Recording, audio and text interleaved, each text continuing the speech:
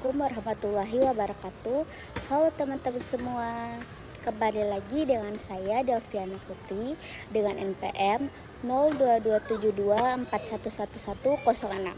Di video kali ini kita bakal bahas sesuatu yang sangat penting dalam dunia keuangan Indonesia, yaitu bagaimana peran Bank Indonesia berubah setelah lahirnya Otoritas Jasa Keuangan atau OJK.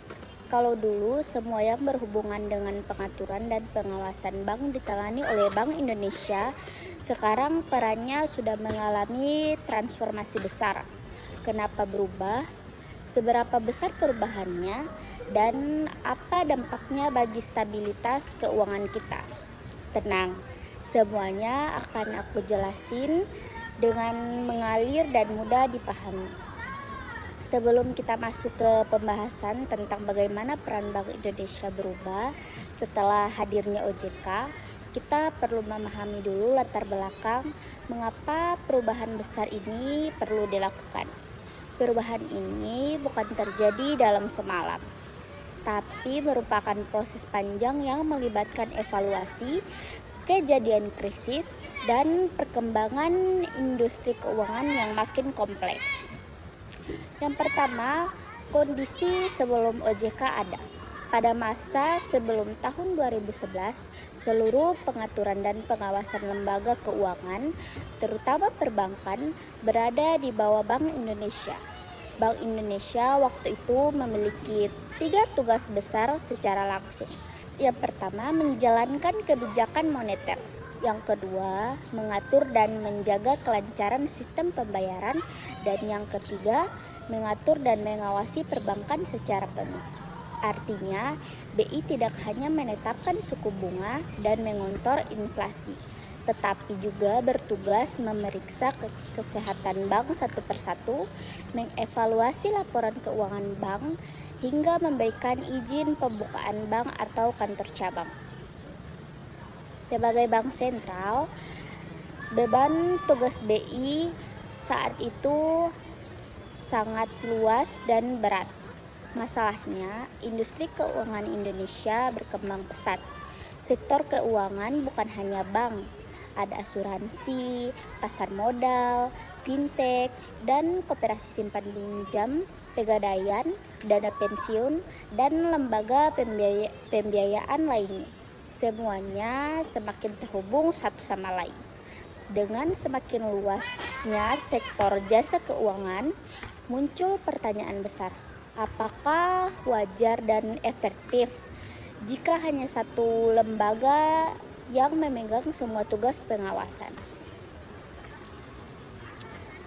Teman-teman, transformasi BI dan pembentukan OJK juga dipengaruhi oleh pembelajaran penting dari krisis keuangan, terutama krisis moneter tahun 1997 sampai 1998. Pada masa itu, banyak bank runtuh dan krisis menyebar cepat karena pengawasan yang belum memadai dan kurang terintegrasi.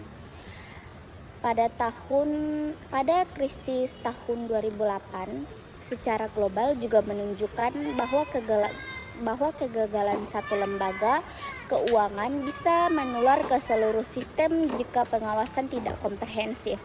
Situasi inilah yang membuat pemerintah sadar bahwa sistem pengawasan harus diperkuat.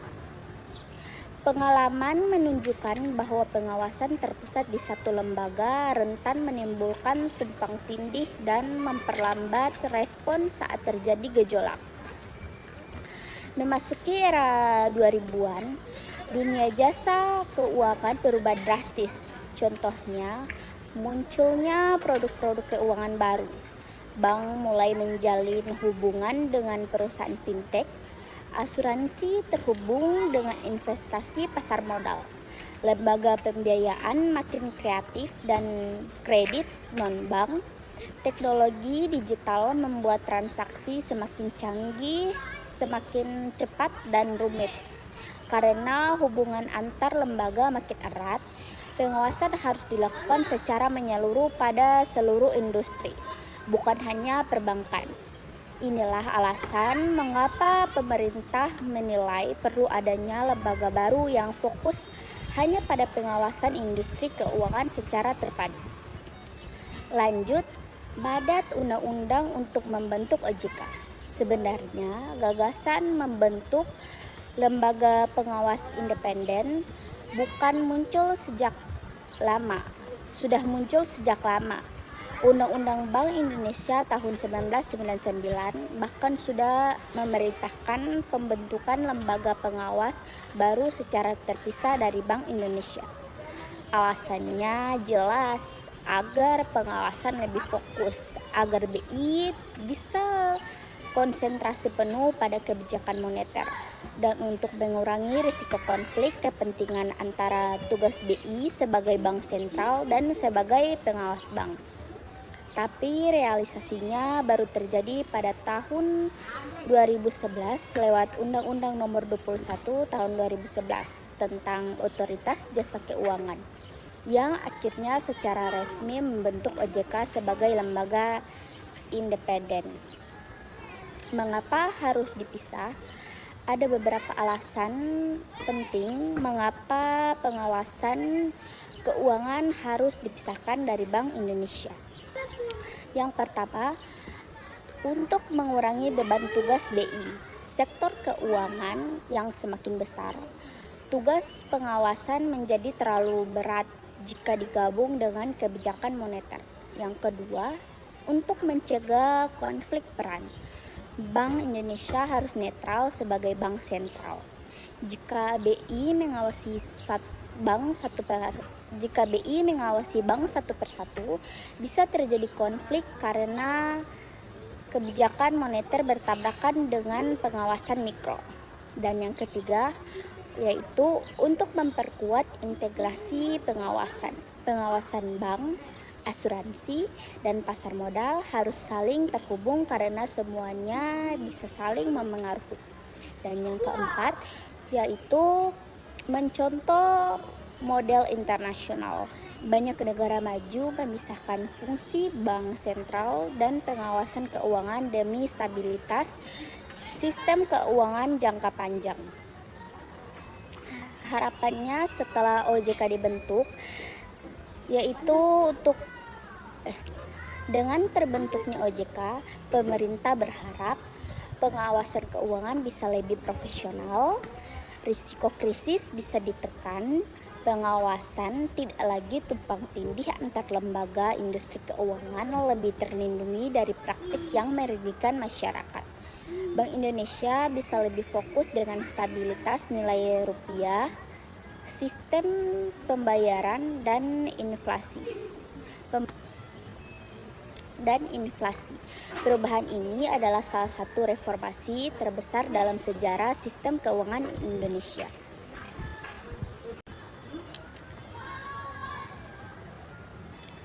Setelah kita memahami latar belakang dan alasan mengapa OJK dibentuk, sekarang kita masuk ke bagian penting, yaitu fungsi apa saja yang sebelumnya dipegang oleh Bank Indonesia sekarang dipindahkan ke Otoritas Jasa Keuangan. Peralihan tugas ini bukan hanya soal administrasi atau pergantian kewenangan, tetapi merupakan transformasi besar yang mengubah struktur pengawasan di Indonesia. Perubahan ini membawa dampak besar terhadap industri perbankan, sistem keuangan, dan cara kerja Bank Indonesia sendiri. Mari kita bahas satu persatu dengan lebih jelas. Yang pertama ada perpindahan pengawasan mikroprudensial. Sebelum OJK ada, Bank Indonesia mengawasi kesehatan setiap bank secara individu.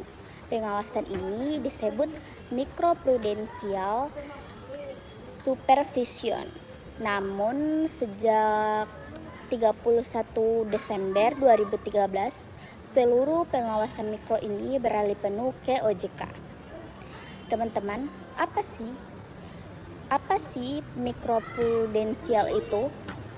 Jawabannya, ini adalah pengawasan yang fokus pada kondisi internal setiap bank, termasuk apakah bank punya modal cukup untuk menanggung risiko, dan apakah bank menjaga kualitas kredit, Apakah ada kredit macet dan bagaimana penanganannya?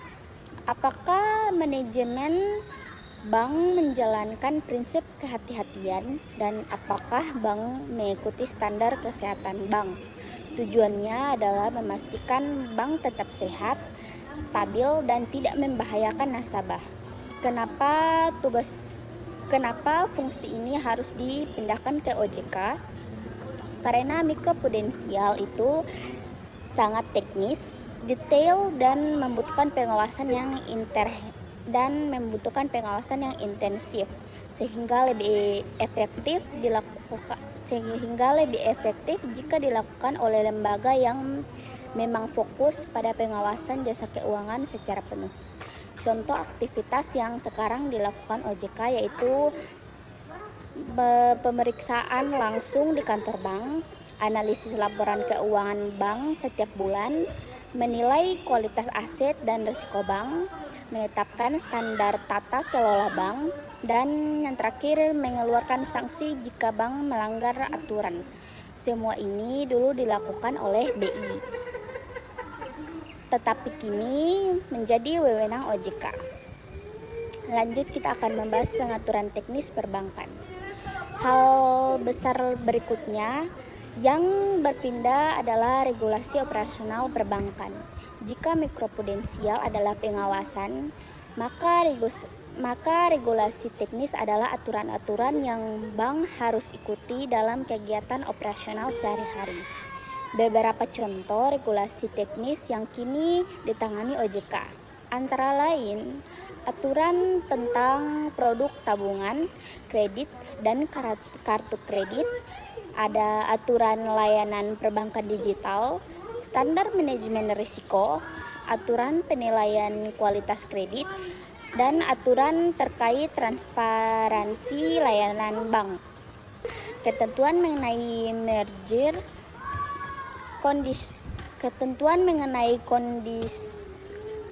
ketentuan mengenai konsolidasi dan akuisisi dulu semuanya dipegang BI, tetapi sekarang OJK menjadi regulator utama bagi perbankan dari sisi operasional. Kenapa penting dialihkan? Karena industri keuangan tidak lagi berdiri sendiri. Banyak produk bank yang kini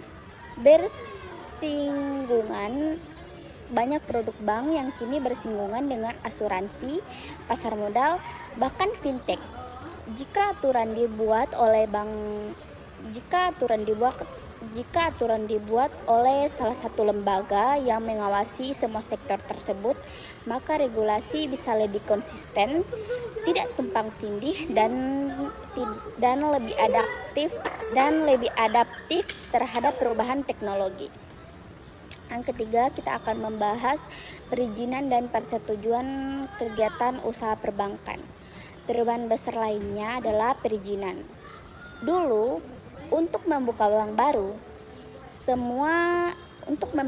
baru, membuka kantor cabang atau meluncurkan produk baru, bank harus mengajukan izin ke Bank Indonesia. Kini, semuanya berada di bawah wewenang OJK. Perizinan yang kini diurus OJK meliputi izin pendirian bank baru, izin pembukaan kantor cabang, kantor kas, atau jaringan kantor lainnya, izin perubahan kepemilikan bank, akuisisi atau konsolidasi, izin untuk pengembangan produk baru, dan izin untuk perubahan manajemen atau direksi bank. Dengan kata lain, semua keputusan strategis bank yang membutuhkan izin resmi negara kini berada di tangan OJK. Teman-teman, mengapa dipindahkan? Karena perizinan adalah bagian dari pengawasan mikro. Bank yang tidak sehat atau tidak memenuhi syarat tidak boleh diberi izin. Saat BI masih mengawasi mikro, perizinan ini masuk akal dipegang BI. Tapi setelah mikroprudensial dialihkan, perizinan secara otomatis juga harus ikut pindah ke OJK. Tujuannya agar lembaga yang memberikan izin adalah lembaga yang memahami situasi internal bank secara detail, Selanjutnya kita akan membahas pengaturan yang menyangkut perlindungan konsumen perbankan. Dulu, keluhan nasabah terkait produk bank sering ditangani oleh Bank Indonesia melalui mekanisme pengawasan. Sekarang tugas ini seluruhnya berada di OJK. OJK memiliki fungsi perlindungan konsumen yang jauh lebih lengkap, seperti edukasi keuangan, mediasi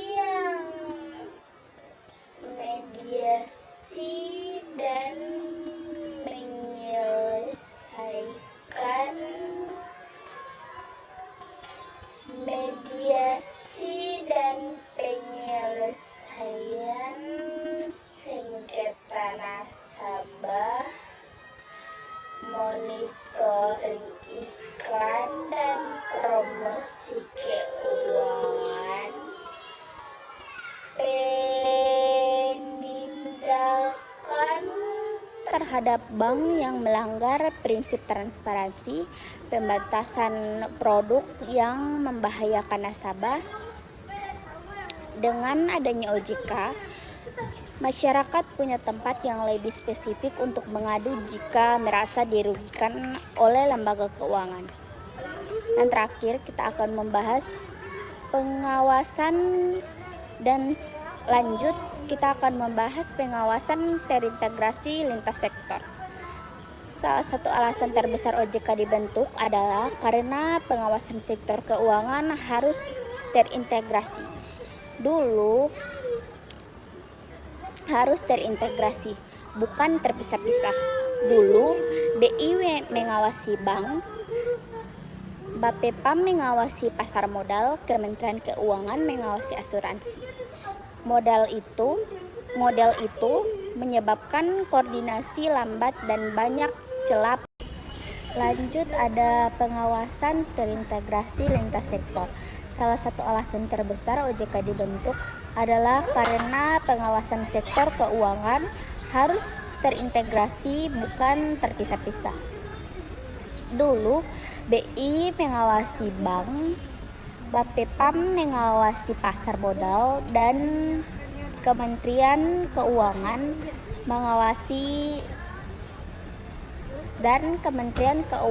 mengawasi asuransi. Model itu menyebabkan koordinasi lambat dan ada banyak celah pengawasan. Sejak OJK berdiri, semua pengawasan itu disatukan dalam satu lembaga. Bank tidak lagi diawasi hanya sebagai bank, tetapi sebagai bagian dari ekosistem keuangan yang lebih besar. Contoh, kalau bank punya anak perusahaan asuransi, sekarang OJK bisa mengawasi keduanya secara menyeluruh. Ini lebih aman untuk mencegah penularan. Ini lebih aman untuk mencegah penularan risiko. Apa dampaknya bagi Indonesia? Perpindahan tugas ini membuat BI tidak lagi mengurusi hal teknis perbankan harian. BI tidak lagi mengevaluasi kesehatan bank satu persatu. BI tidak lagi memberikan izin operasional bank. BI tidak lagi menerima laporan mikro dari setiap bank. Dengan hilangnya tugas-tugas tersebut, BI bisa fokus pada kebijakan makroprudensial, moneter, dan sistem pembayaran. Tugas tersebut BI bisa fokus pada kebijakan makroprudensial, moneter, dan sistem pembayaran, yang sebenarnya adalah fungsi inti bank sentral. Setelah banyak tugas pengawasan bank dipindahkan ke OJK, Bank Indonesia atau BI justru lebih fokus pada peran utamanya sebagai penjaga stabilitas ekonomi negara. Yang pertama, BI lebih fokus mengatur perputaran uang dengan tidak lagi mengawasi bank satu persatu. BI bisa berkonsentrasi pada antara lain mengatur jumlah uang yang beredar, menetapkan suku bunga acuan, menjaga inflasi agar tidak terlalu tinggi, biaya hidup jadi lebih terkontrol, dan ekonomi tetap seimbang. Yang kedua, menjaga keamanan sistem pembayaran. BI memastikan semua pembayaran, KRIS, dompet digital, BI Fast, transfer online, tetap aman, cepat, murah, dan bisa dipakai semua orang. Contohnya KRIS dan BI Fast yang mempermudah transaksi masyarakat.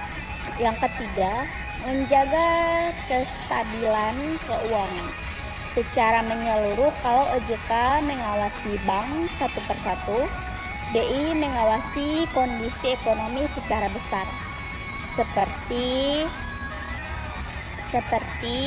risiko gagal bayar, kekuatan perbankan, nilai tukar rupiah,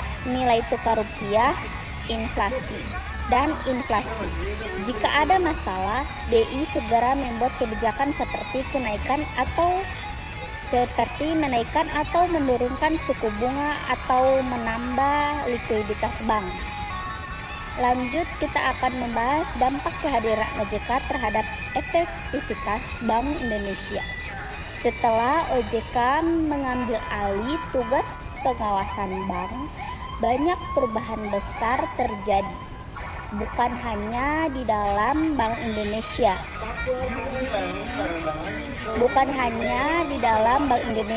tetapi juga di seluruh sistem keuangan Indonesia. Bagian ini sangat penting untuk menunjukkan apa saja dampak nyata setelah peran BI berubah. Mari kita bahas dengan lebih jelas. Yang pertama, Bank Indonesia menjadi lebih fokus pada tugas inti. Dulu Bank Indonesia harus mengurus banyak hal sekaligus. Bayangkan satu lembaga harus menjaga harga tetap stabil, memantau nilai rupiah, mengatur sistem pembayaran, mengawasi kesehatan bank, dan memberikan izin bank mengawasi produk bank. Semua itu jelas berat. Setelah OJK lahir, tugas-tugas yang menyita waktu seperti pemeriksaan bank, izin cabang bank, atau penilaian kesehatan perbankan sudah tidak ditangani BI lagi. Kesimpulannya, perubahan peran Bank Indonesia setelah hadirnya OJK adalah langkah besar untuk memperkuat sistem keuangan Indonesia. Dengan adanya pembagian tugas yang lebih jelas, Bank Indonesia bisa fokus menjaga kestabilan ekonomi dan sistem pembayaran. Sementara OJK menangani pengaturan dan pengawasan seluruh lembaga jasa keuangan. Kerjasama antara BI, OJK, dan LPS membuat sistem keuangan kita lebih aman, lebih teratur, dan lebih siap menghadapi tantangan di masa depan. Dan itulah tadi pembahasan kita mengenai bagaimana peran Bank Indonesia berubah setelah kehadiran OJK. Semoga penjelasan ini bisa membuat kamu dan teman-teman sekalian memahami bahwa perubahan ini bukan hanya soal pembagian tugas, tapi juga tentang bagaimana negara menjaga agar ekonomi tetap stabil dan masyarakat tetap terlindungi. Terima kasih sudah menonton sampai akhir. Jangan lupa like, komen, share, dan subscribe. Semoga video ini bermanfaat. Sampai jumpa di video berikutnya. Bye-bye.